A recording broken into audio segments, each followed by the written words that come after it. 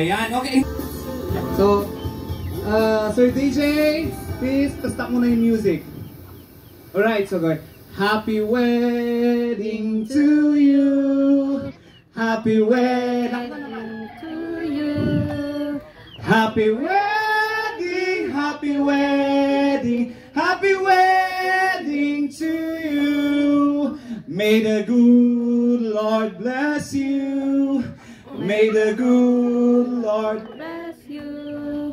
May the good Lord, may the good Lord, may the good Lord bless you. 1, 2, 3. Happy, happy wedding! Of course, at this very point in time, dyan muna kayo.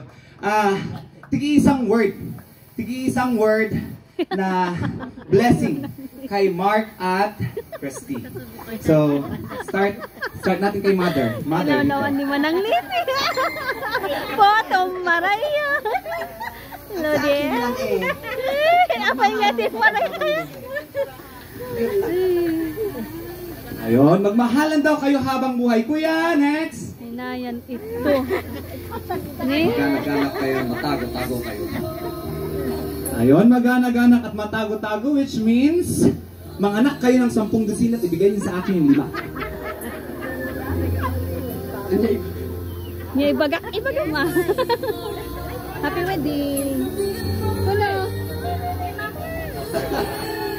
Ano mabartugag to? Yay. Ngunti kahit ko lang ibaga kanya nga duwa. Uri gumaan niya ti problema nito maayos yo. Tas aday no adya pinagbaso lang ti may isa patawarin din mo isa. Aday. Ayun, so mangingibabaw ang love, hindi pride. Kuya naman. Good health and be a good parent sa magiging anak mo.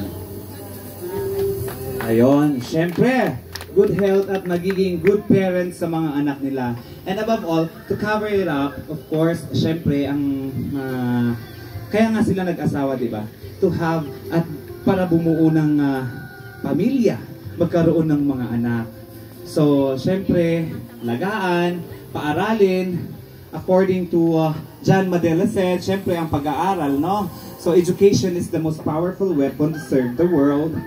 Kaya importante rin yon. So, but above all, syempre, Mark and Christy, above all, let God be the center of your relationship niya. Nang nangruna ni Apo Dios nga iso na iti center ti relasyon ninyo. Tapno, kunanda nga rod, iti pinagtipon iti Dios, sakit man, tao man, whatsoever man yan, hindi yan mapaghihiwalay. So, have faith, and love each other. Although walang bed of roses. Sino ba ang magsasabi sa ating lahat dito na may bed of roses daw sa isang relasyon? Although I'm a single, but I believe in my 20 years of in this career, wala akong narinig na totoo yung bed of roses. But then again, wala kang bed of roses. Totoo yon. Pero you can have them all as long as your love with each other is nangingibabaw. Ayan. So palakpakan po natin ulit si Mark at Christy. And palakpakan natin ang ating mga sarili. Thank you so much for making this far. At least napasaya natin ng konti sina Mark at Christy. Maraming salamat. Wala pang aalis kasi ituloy tayo pa yung programa hanggang what time?